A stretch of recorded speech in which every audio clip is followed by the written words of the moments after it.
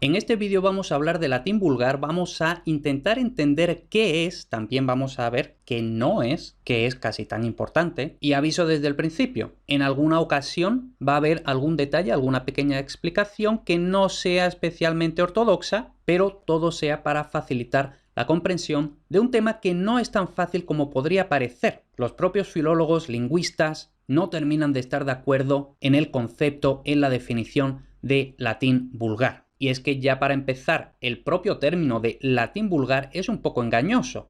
Entonces, ¿por qué usamos este término latín vulgar si estamos diciendo que es un poco engañoso? Pues simplemente es el nombre más extendido porque es el más antiguo. Ya Cicerón hablaba de vulgaris sermone, Quintiliano de sermo vulgaris, pero claro, aquí tenemos que tener en cuenta que nosotros actualmente por vulgar lo que entendemos es caca, culo, pedo, pis, mientras que Cicerón y Quintiliano lo que entendían era del vulgo, perteneciente al vulgo. De hecho, por eso quizá nombres más adecuados, pero menos extendidos, serían latín cotidiano, latín familiar, latín popular. En cualquier caso, tampoco importa tanto cómo lo llamamos, aceptamos latín vulgar, ¿vale? Lógicamente, lo importante es qué es exactamente. Eso es lo que vamos a intentar ver en este vídeo. Y como decía, también tenemos que ver un poquito qué no es, así como ocasionalmente qué es para algunos, pero para otros no. Entonces, a veces se identifica el latín vulgar con el romance común o el protorromance, porque efectivamente las lenguas romances parten del latín vulgar, no del latín clásico. Realmente la frontera entre lo que es latín vulgar y lo que son ya las lenguas romances es una frontera totalmente difusa y nadie se puede poner de acuerdo en cuándo acaba el latín vulgar propiamente dicho y cuándo empiezan las lenguas romances. Eso es algo que parece imposible de determinar. Entonces, realmente el concepto de latín vulgar es bastante difícil de definir por la cantidad de factores a tener en cuenta. No hay una definición clara de latín vulgar. Como ya he dicho alguna vez, incluso entre filólogos y lingüistas, la definición de latín vulgar no es uniforme. Entonces, ¿qué pasa? Suele identificarse el latín vulgar con el latín hablado en cuanto que es el que se hablaba espontáneamente en el día a día. Entonces, latín vulgar, habíamos dicho también, latín familiar, latín popular, latín cotidiano. Parece bastante lógico identificarlo con el latín hablado, ¿vale? Hasta aquí parece que más o menos podemos estar de acuerdo. Pero luego, por ejemplo, el lingüista Hoffman, aquí parafraseo, viene a decir que lo de latín vulgar es un concepto fantasma, pues no tiene unidad. Básicamente lo que había dicho yo en la diapositiva anterior, de que influyen numerosos factores. Por eso es tan difícil entender de forma más o menos completa qué es esto del latín vulgar. Y además de todos estos factores, también tenemos que tener en cuenta que realmente se trata de un concepto amplísimo. Al fin y al cabo, si estamos identificando el latín vulgar con el latín hablado, lógicamente el latín se habla desde los orígenes del latín. Y el latín deja de hablarse en algún momento que, como ya he dicho, realmente no se sabe cuál es. Los filólogos, los lingüistas no se ponen de acuerdo en cuándo, dónde podemos poner la frontera entre latín y las lenguas romances. Y yo sé que aquí estoy dando muchas vueltas, pero es que es imposible hablar de esto sin dar vueltas. Realmente no es fácil dar una definición, explicar el concepto. Lo único que básicamente podemos hacer es una especie de lluvia de ideas y que al final, con todas esas ideas flotando en el aire, por así decirlo, lleguemos a una conclusión, o más o menos a una conclusión. Así pues, seguimos con esta lluvia de ideas y la siguiente pregunta sería, ¿el término de latín vulgar expresa diversas cosas según el contexto? Y es que efectivamente parece que sí, porque si por ejemplo tú le preguntas a un filólogo clásico qué es el latín vulgar, te va a hablar por ejemplo del latín de Plauto, mientras que si le preguntas por ejemplo a un romanista, a un filólogo hispánico, te va a hablar de latín vulgar como el origen de las lenguas romances. Y lógicamente, no podemos decir bajo ningún concepto que las comedias de Plauto sean el origen de las lenguas romances, ni de lejos. Por eso, según a quien le preguntemos, por latín vulgar podemos entender diversas cosas. Va a depender del contexto, de la persona, del tema del que estemos hablando. Entonces, seguimos con un poquito más de información. Ya hemos dicho, es un concepto confuso. Muchas veces se habla de latín vulgar para referirnos al latín hablado de época tardía imperial. Y ahí volvemos otra vez a esta idea de que es el latín vulgar del que salen las lenguas romances. Ya sabemos, época tardía imperial, resquebrajamiento del imperio, aislamiento de territorio, se van fraguando las lenguas romances, todo eso. Pero claro, también hemos dicho, no hay latín vulgar desde los orígenes del latín, que por cierto tampoco se sabe muy bien cuándo, pero actualmente se piensa que alrededor del año 1000 a.C. Entonces, entre el año 1000 a.C. y la época tardía imperial, vamos a decir siglo 3, 4, 5 después de Cristo, han pasado 13, 14 siglos. Y luego, también una pregunta bastante inquietante. ¿Por qué en los estudios de gramática histórica siempre parece que el latín clásico pasa a latín vulgar? Es decir, nosotros cuando explicamos la evolución de una palabra siempre hacemos lo mismo. Decimos, por ejemplo, muliere. Este es el étimo clásico. Y luego, este étimo clásico, ponemos esta especie de flechita hacia la derecha que parece querer decir evoluciona a, pasa a, y ponemos la forma del latín vulgar, ¿no? Entonces, con esta representación parece que estamos diciendo que el latín clásico evoluciona, pasa al latín vulgar. Y esto, lógicamente, es una, vamos a decir, una convención, pero de forma estricta, esto es falso. El latín clásico no puede evolucionar al latín vulgar si estamos diciendo que hay latín vulgar desde el año 1000 a.C. Y el latín clásico, como sabemos, es siglo I antes después de Cristo. Es decir, una evolución no puede volver atrás en el tiempo. Entonces, vuelvo a la pregunta, ¿el latín vulgar es el latín hablado de época tardía imperial? Ya hemos dicho que no solo, pero sí es verdad que el latín vulgar de época tardía es el mejor documentado y, efectivamente, el que pasará a las lenguas romances.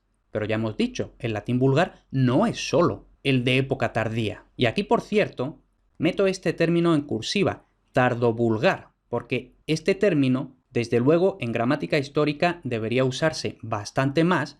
No deberíamos hablar quizá tanto de latín vulgar como quizá de latín tardovulgar, porque, como ya he dicho, el latín del que salen las lenguas romances no es el latín vulgar así en general, sino el latín vulgar y tardío, es decir, tardovulgar. Y es que, como estaba diciendo antes, hablaba de factores, podemos hablar también de numerosos ejes que se entrecruzan. Entonces, hablamos de latín clásico y latín vulgar, hablamos de latín escrito y latín hablado, y aquí, a priori, diríamos el latín clásico es el latín escrito, el latín vulgar es el latín hablado. De hecho, esto último, el latín vulgar es el latín hablado, es lo que llevamos diciendo prácticamente desde el principio. Y sin embargo, no siempre. Esta supuesta correspondencia latín clásico es latín escrito, latín vulgar es latín hablado, muchas veces se entrecruza. Especialmente, a menudo tenemos latín escrito que es latín vulgar. Lo vamos a ver ahora en un momento. También nos planteamos, ¿el latín por ser tardío ya es vulgar? Lógicamente no. No parece que, por ejemplo, podamos decir que el latín de Isidoro de Sevilla, por ser tardío, bueno, ya ser medieval de hecho, sea vulgar,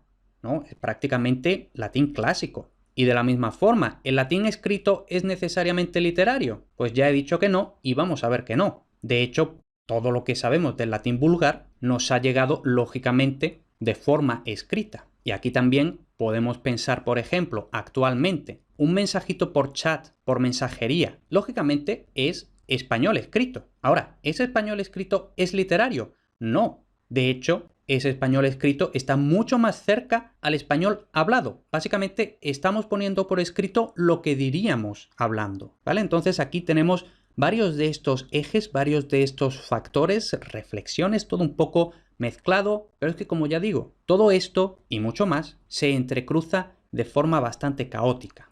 Entonces, una pequeña conclusión a la que podemos llegar de momento. El latín no era una lengua uniforme, ni históricamente, como ya he dicho, no puede ser igual el latín de los orígenes del latín, el latín de Plauto, el latín de Julio César, el latín del siglo IV después de Cristo, etc. Y esto, lógicamente, no es exclusivo del latín. Ninguna lengua a lo largo de su historia es igual. No es igual el español del Cid que el español de Cervantes que nuestro español. Ni siquiera es igual nuestro español que el español de nuestros padres ni que el español de nuestros abuelos, etc. Tampoco es uniforme geográficamente. Otra vez, pensemos en el español. No es igual el español de España que el de México, que el de Argentina, que el de Colombia. E incluso dentro de España, no es igual el español de Andalucía que el de Madrid, que el de Barcelona, que el de Galicia. E incluso dentro de Andalucía no es igual el español de Sevilla que el de Cádiz. E incluso dentro de Sevilla no es igual el español de la capital que el de los pueblos de alrededor. Tampoco el latín era uniforme socialmente.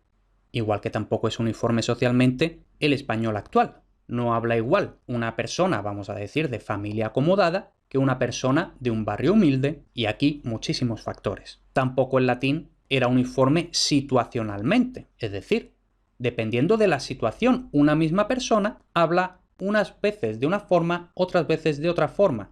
No hablo igual yo en el bar borracho perdido con mis amigos que en el día a día con mis padres, que en la consulta del médico, que si tengo que ir a juicio, etcétera, etcétera. En resumen, el latín no era una lengua uniforme, igual que no es uniforme ninguna lengua natural. Por eso digo aquí, ni diafásicamente, ni diastráticamente, ni diatópicamente, etcétera, etcétera. Entonces, ahora vamos a hacer una breve cronología, muy grosso modo, por supuesto. Primero tenemos el latín prehistórico, y prehistórico no porque fueran de la edad de piedra, no porque se pegaran con porras los unos a los otros, sino prehistórico, de forma literal, que hace referencia a antes de que el latín se escribiera. Y por supuesto, hay inscripciones, la fíbula de Preneste, el vaso de Duenos. Pero más allá de esas inscripciones aisladas, podemos hablar de latín prehistórico desde sus inicios, hemos dicho, sobre el año 1000 a.C., hasta el siglo III a.C., que es cuando realmente empieza la literatura en latín. Luego tenemos el latín arcaico, desde el siglo III a.C. hasta mediados del siglo I a.C.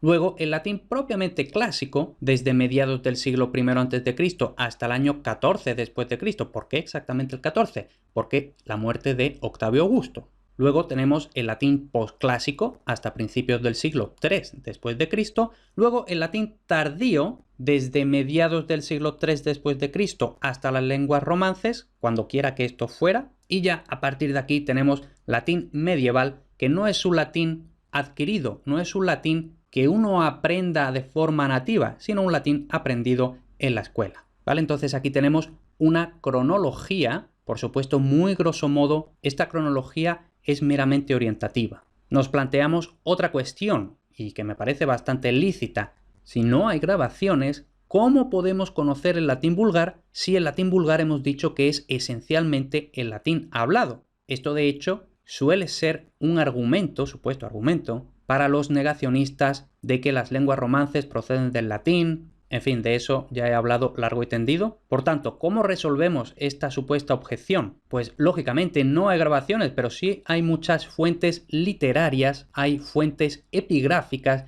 y hay fuentes gramaticales. Lo explico un poco. Entre las fuentes literarias tenemos, por ejemplo, las comedias de Plauto y Terencio. Las comedias, como podemos suponer, eran obras que se representaban en los teatros para que el pueblo llano, no estoy hablando ni siquiera de tragedias para gente culta, no, comedias para todo el mundo. Por tanto, estas comedias, que eran para todo el mundo y que querían hacer reír al pueblo, constantemente muestran rasgos del latín vulgar, del latín del día a día. Imaginad que nosotros ahora vamos al teatro, a una comedia, y alguien empieza a hablar como hablan los abogados. Pues lógicamente no nos reiríamos, más allá de que quizá pueda ser un recurso, efectivamente un recurso ocasional, precisamente para satirizar, para parodiar. Pero más allá de eso, una comedia usa un lenguaje normal del día a día. Luego, algo chocante podemos decir. Las cartas de Cicerón. Ya sabemos que Cicerón es el clásico ejemplo de, valga la redundancia, latín clásico, latín súper cuidado, súper esmerado, y sin embargo, Cicerón también es ejemplo de latín familiar. Precisamente, Cicerón no escribe igual sus discursos que las cartas que van dirigidas a familiares, a amigos. Y en estas cartas del propio Cicerón también vemos rasgos característicos del latín vulgar. Luego, muy importante, el Satiricón de Petronio. Y por supuesto, autores cristianos, incluyendo la Peregrinatio Egeriae, que es una obra escrita por esta tal Egeria, que era una monja de alrededor del siglo IV después de Cristo, y aquí también vemos constantemente rasgos del latín vulgar que difieren mucho del latín clásico de Cicerón, de Julio César, y precisamente difiere en rasgos que luego serán comunes a las lenguas romances. Lógicamente las fuentes literarias son las más numerosas, pero también tenemos fuentes epigráficas, por ejemplo los grafitis, principalmente de Pompeya y Herculano, básicamente pintadas que los romanos hacían en las paredes. Entonces, lógicamente, igual que hoy en día, alguien que hace pintadas en las paredes no escribe un discurso de Cicerón, escribe lo primero que se le pasa por la cabeza de la forma que se le pasa por la cabeza, de forma totalmente espontánea, familiar, coloquial, vulgar.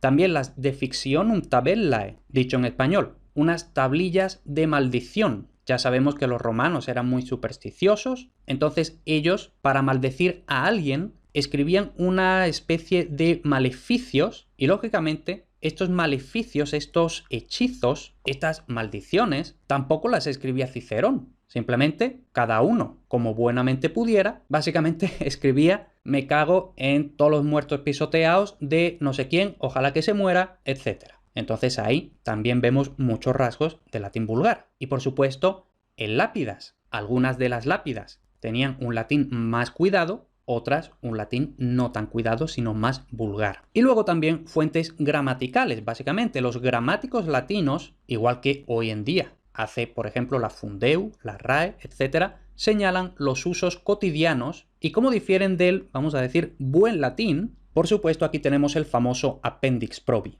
Entonces, vamos a hacer ahora una pequeña cronología con esto. Tenemos Plauto y Terencio, siglos III, II a.C., Cicerón, siglo I a.C., Pompeya, los grafitis de Pompeya, siglo I después de Cristo. La erupción del Vesubio, concretamente, ocurrió en el año 79 después de Cristo. Ahí fue cuando quedaron fosilizados todos estos grafitis. Luego tenemos Petronio, su Satiricón. Si este Petronio es el mismo Petronio del que escribe Tácito, entonces se trata también del siglo I después de Cristo. Luego el Appendix Probi, no se sabe muy bien, pero se estima entre los siglos II, III, IV después de Cristo. Y luego Egeria, tampoco se sabe muy bien, pero se estima que es sobre el siglo IV después de Cristo. Entonces vemos que todo esto es latín vulgar y vemos que tenemos ejemplos del latín vulgar desde el siglo III a.C. hasta el siglo IV después de Cristo. Por tanto, tenemos muchísimas muestras de latín vulgar, muchísimas muestras de todo este eje cronológico. Dicho de otra forma, tenemos no un único latín vulgar, sino de hecho muchos latines vulgares. Y sí, ya sé, aquí estarás pensando demasiados datos, ya llevamos un rato largo hablando, dando datos, todo un poco suelto, inconexo. De esto ya había advertido al principio del vídeo. Y además aquí te puedes estar planteando también cuál es la relación entre el latín clásico y el vulgar y en qué difiere el uno del otro. Porque hemos estado hablando todo el rato de latín vulgar, latín vulgar, latín vulgar, pero luego, cuando uno aprende latín, realmente lo que aprende es latín clásico, no latín vulgar. Entonces, ¿cuál es la diferencia entre estos dos? De forma muy resumida, latín clásico es una lengua esmerada, más o menos artificial y artificiosa. Esto es importante, más o menos artificial y artificiosa, pensada para la literariedad y todo ello influido por la literatura griega. Aquí alguien igual se extraña por esta referencia a la literatura griega. Ojo, no estoy diciendo que el latín clásico venga del griego. Por favor, en ningún momento digo eso. Sí que digo que el latín clásico es una lengua esmerada, más o menos artificial, artificiosa, pensada para la literariedad, no para usarlo en el día a día, y todo ello influido por la literatura griega. El latín clásico se desarrolla para la literatura latina por influencia de la literatura griega. Y ojo, esto tampoco es exclusivo del latín. Todas las lenguas, al principio, son, vamos a decir, lenguas rústicas, lenguas más o menos básicas que no están tan preparadas para la literariedad, y luego, conforme esa lengua va ensayando, va desarrollándose, normalmente por influencia de otras lenguas que tienen una literatura ya más desarrollada. Entonces, esas lenguas más desarrolladas van influyendo el desarrollo literario de la otra lengua que no tiene una literatura tan desarrollada. Eso pasa, sin ir más lejos, con el castellano, que al principio es una lengua de montañeses, de guerreros, con todas las connotaciones que tenga eso, y que luego, poco a poco, va desarrollándose. va desarrollando la sintaxis, va haciéndose, como digo, al fin y al cabo, más o menos artificial y artificiosa, va haciéndose más propia para la literariedad, para la literatura. Entonces, eso es el latín clásico. Luego, el latín vulgar, como ya hemos dicho, es la lengua natural, espontánea, usada en el día a día, cotidiana. Por eso decimos que las lenguas romances, lógicamente, proceden del latín vulgar, no del latín clásico. Las lenguas romances son la evolución del latín vulgar, es decir, de la lengua que hablaba la gente normal. Entonces, una recapitulación útil. El latín vulgar era la lengua real que hablaban los romanos de todas las épocas, por lo que, como ya hemos dicho, necesariamente es muy heterogéneo, por todos estos factores, ejes, etcétera, que hemos mencionado ya muchas veces. Entonces, para que lo veamos incluso más claro, vamos a hacerlo con una especie de gráfico, de forma visual. Esta flecha es la historia del latín, desde sus orígenes hasta la fragmentación en las lenguas romances. Entonces, ya hemos mencionado latín, orígenes, podemos llamarlo latín prehistórico, luego tenemos ya rastros del latín arcaico y también llevamos, de hecho, todo el rato hablando de latín vulgar. Ahora, pregunta, planteamiento. ¿Es el latín arcaico y el vulgar más o menos lo mismo? O podemos decir quizá, el latín vulgar es simplemente la continuación del latín arcaico, la continuación del latín desde sus orígenes. Más o menos podemos decir que sí. El latín arcaico, latín vulgar es todo un continuo, tal y como vemos en esta flecha. Aunque por supuesto ya hemos dicho que el latín vulgar puede ser latín vulgar arcaico,